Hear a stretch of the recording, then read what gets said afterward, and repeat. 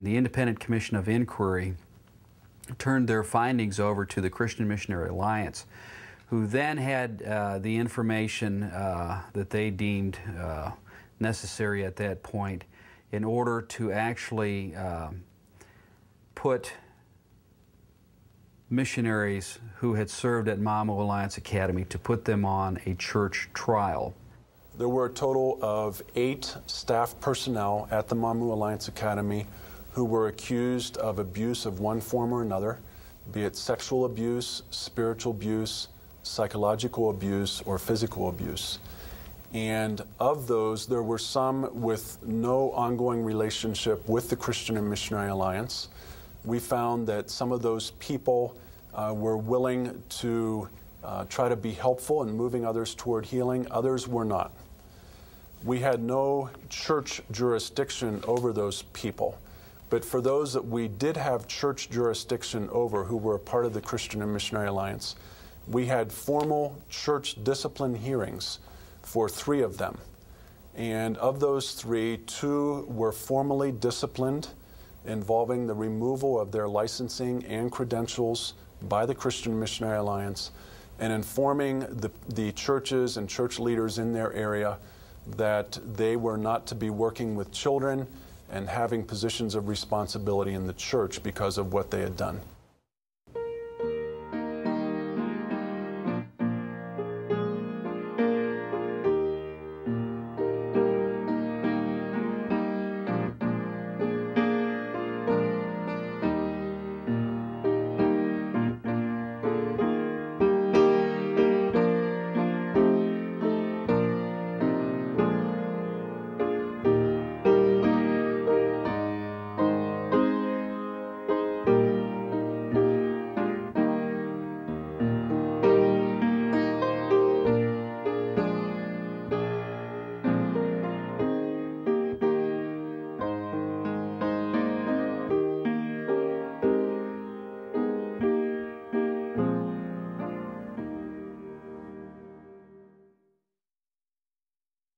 Every single one of those that were named as perpetrators got some sort of slaps on the wrist, but no one was put in handcuffs and hauled off to jail. A bit incongruous in terms of thinking that those of us who were caught whispering in bed were beaten bloody by Grace Wright, to think that in her old age, when she was found guilty of severe physical and emotional and spiritual abuse, that all she would get was a little tap on the wrist.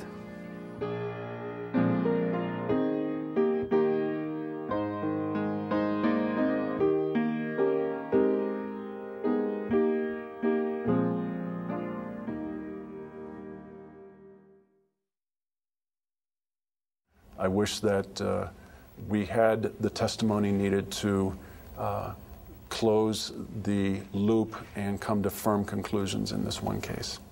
I do have stories of peers who have told me their stories of being victims as well, but there is too great a fear to come forward, too great a fear of retribution. And I understand that fear because he is a very intimidating, very angry man. That's how I experienced him. And he threatened me with literally my life if I spoke of anything that had happened. And he threatened to kill me, come with his rifle and kill me if I spoke of anything that had happened between the 2 of us.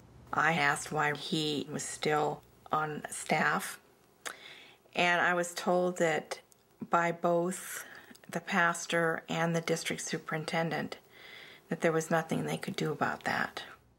We have made discreet contacts so that people in places of leadership are aware and exercising appropriate caution. The Alliance sent out letters to all staff members apologizing to them, saying that they were sorry that their names had been tainted and that they knew that they had really worked hard and done as best they could at Mamou, which again was directly contradictory to what the report found, that really there was nobody that put the children first.